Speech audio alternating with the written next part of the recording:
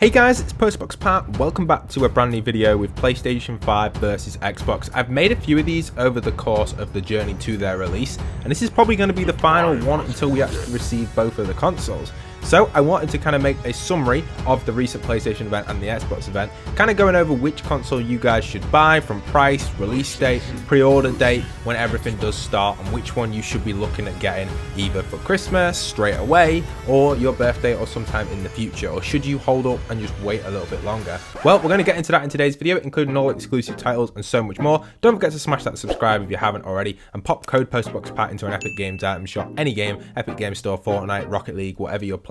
Thank you anyone considering to support me on there. Alright, let's jump straight into this and start off with the first most important thing, and that is the release date, I would believe. So the release date for the PlayStation 5 is going to be November the 12th, and the release date for the Xbox Series X is actually going to be the 10th of November. This is actually quite important because the pre-order date for the PlayStation starts tomorrow, whereas the Xbox pre-order date starts on the 22nd of September, so a few days after the PlayStation one. So this kind of gives PlayStation that little bit of an advantage. However, their release date is 2 days later. That's kind of an interesting scenario right there to start off with. The next one we've got is the price. This again is a really important factor for so many people in the industry, and I generally think the price will determine a lot of people's decision. We'll come into specs and all that later on. I have already broken down the specs in a previous video. That's why I thought I would start off with the prices, and it looks like my predictions were pretty correct. So we'll start off with the PlayStation prices, which you can see right here. It looks like the PlayStation is coming in at a decent price, not too expensive, medium price. You've got the standard PlayStation coming at $500, and you've got the digital version coming in at $400. So you're dropping basically a huge $100 right there. It's not exactly $100, but we're 1 cent off, so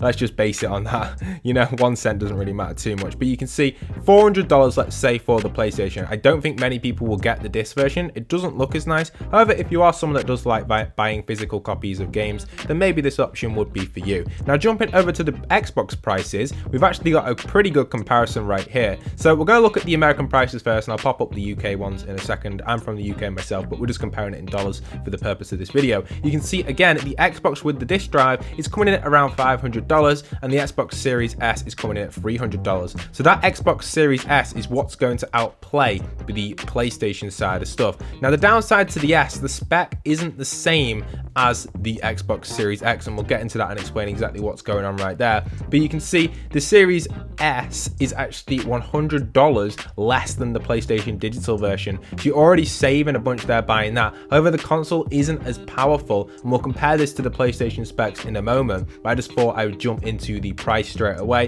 which is interesting to see that this is how the case is actually turning out and how it's all going with that sort of stuff. I think it's kind of interesting to see that PlayStation are kind of sticking with that middle ground price with the digital version. Their disc drive version is still the same price as Xbox, but you're saving $100 there going for the digital version, which is crazy. And in the UK, the digital version is £360, and the Xbox itself would be coming in at around, let me pop it up, we can see it here for the UK, around $450. So that's kind of interesting. You're getting a decent amount of price there saved, or $250 for the Xbox Series S. So this is where it begins, and we have to look a little bit further into this. We've got specs and titles. Generally speaking, I don't think specs are as important as people do make out, because all of these consoles are going to be a really good spec and are going to be something which we can use for years, and these are going to be all different categories from like 8K, 4K, and all this sort of stuff, frame rate, etc. And speaking of a YouTuber's standpoint, all the stuff on YouTube is 60 FPS anyway at 1080 recorded. Most devices that we have are mobile devices, either output at 720 or 1080, a lot of them anyway, and a lot of the stuff we watch is usually at that quality. So for my videos and stuff, we can't really expect too much more on the quality side, which is a little bit worrying for us YouTubers when we're capturing these consoles, because there isn't any like systems out there to capture these consoles at the full capacity, like the 8K resolution and stuff. But do I really need to upload 8K videos? Probably not. A little bit off topic there, but I thought I would just quickly mention that from a creator standpoint, and as an audience, as us and yourself, like we all watch YouTube, you know, you're probably still going to see the 1080 stuff, just like the stuff in the background of this video. It's not running at 8K. It's running at 1080, the background gameplay from the games that we've seen. So, exclusive titles, let's jump onto that before we get into specs. We've got a few exclusive titles, and some of the more interesting ones, for my opinion, are probably going to be coming in with the Spider-Man Miles Morales. This is actually coming with an exclusive edition as well, limited edition, or the special edition, where you can grab access to the original Spider-Man game made for the PS5. And on the Xbox side, I would probably say Halo Infinite is their main selling title, and that's what's probably coming to most people's minds when they think of these two consoles, which is probably the case. There are some side titles like Ratchet and Clank and a few side titles for Xbox as well, but nothing too that's going to be like, you know, I'm going to get that console for this game. So that's when your decision kind of thinks, you know, there's only really two titles, and with Halo Infinite being delayed, could this persuade more people to go towards PlayStation? I don't know. I'm someone that's played on Xbox for a very long time, but I respect both of the consoles. I do currently have an Xbox and a PlayStation sat right in front of me on the PlayStation 4, Xbox One. So, you know, I have them both, but I kind of think to myself, I think in this situation, you could probably hold off a little bit.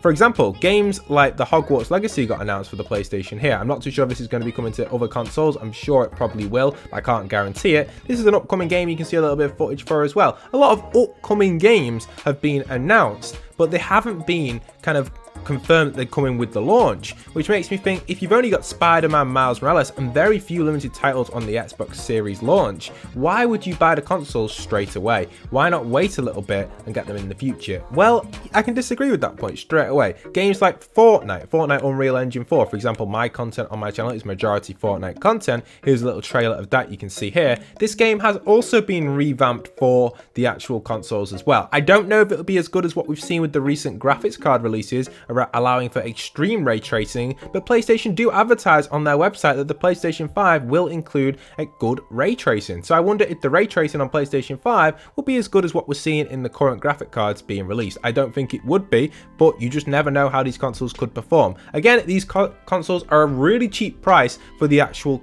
specs that's inside them. For those wondering why that is, they're a loss leader. I explained this in a previous video, but what a loss leader is these consoles produce a low price, so a good like standard of price. They lose out on profit, but they make the profit back on game sales, digital sales, in-game transactions, etc. That's why it's a loss leader. They lose out on a huge amount of profit from these consoles, but they make the profit back on the game sales like that. So that's why the prices are pretty low for the specs that are in these, because if you were to buy a PC with these specs, you'd be looking at like $1,000 plus, I reckon, maybe even higher. Someone probably can work that out in the comment section down below. Now, speaking of specs, let's jump into it and break them down in a little bit more detail. We know that the consoles themselves are out very, very soon. Pre-orders tomorrow for PlayStation. Make sure you're jumping on it if you want one.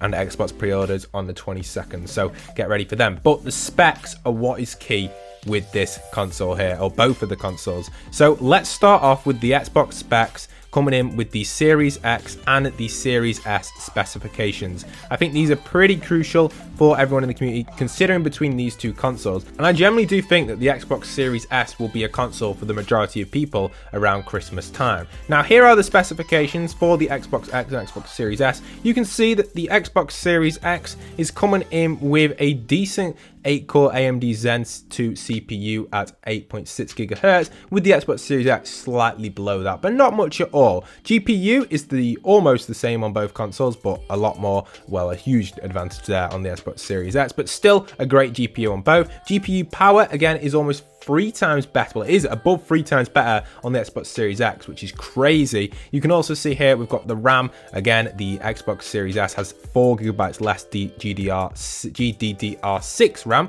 You can also see the performance target range will be a 4K at 60 FPS on the Xbox Series X, and on the Xbox Series S it will be 1440p at 60 FPS, which is interesting to see the comparison between them right there. To be honest, most people with that Xbox Series S will probably stick at that sort of target range if you haven't got like a full 4K TV just yet. Then we move on to storage. This is a huge big point in my opinion. The Xbox Series X has bigger storage than the Xbox Series S. I think this is a crucial point. They're both expandable up to 1 TB. However, you would be limited to that 1.5 TB on the Series S, where you'd have 2 on the X. Then again, the next thing with backwards compatibility, it looks like both of these devices are going to be backwards compatibility on the full range. You can also see that the disk drive is only available on the Series X, so if you are someone with a disk drive, that is the one for you, and there's the price point. So there is the full comparison on the specifications right there for those wondering on them side. I think it is quite a crucial one, and one that we should all be aware of, because this is where kind of your decision needs to be made, as well as the titles, as well as the release date and all that sort of stuff. So now let's jump into some of the details on the PlayStation 5 versus Xbox Series X.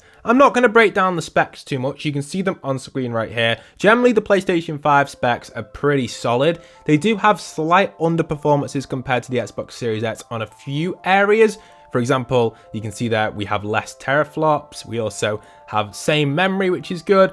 You can see that the storage is slightly less. However, when you break this down into more details, the storage on the PlayStation actually runs slightly faster than the Xbox according to the stats. This is quite a crucial point to make, because we don't actually know if this is actually going to be the case or not between these two consoles. We have to have a full-on confirmation and full test from actual us as users trying it out if the load times are faster on PlayStation 5 or Xbox Series X. Then again, developers themselves can come down to that as well. If a developer doesn't fully use all of the tools available on the Xbox Series X or PlayStation 5, then the loading times are going to be slow. You know what I mean? It's down to the developers as well. It's not just down to us as buyers or the consoles themselves. It's down to what the developers do.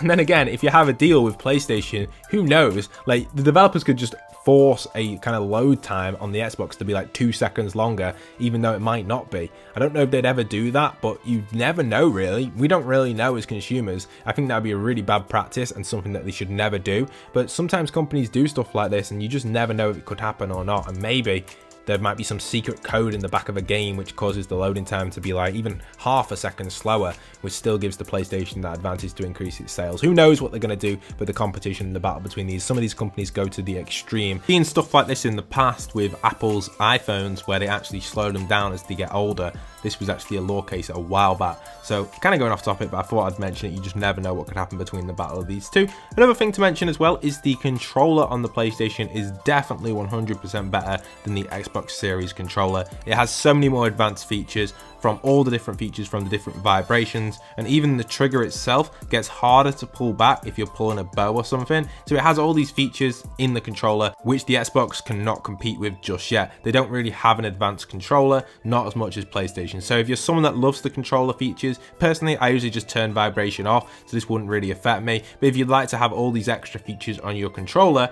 then PlayStation might be the option for you.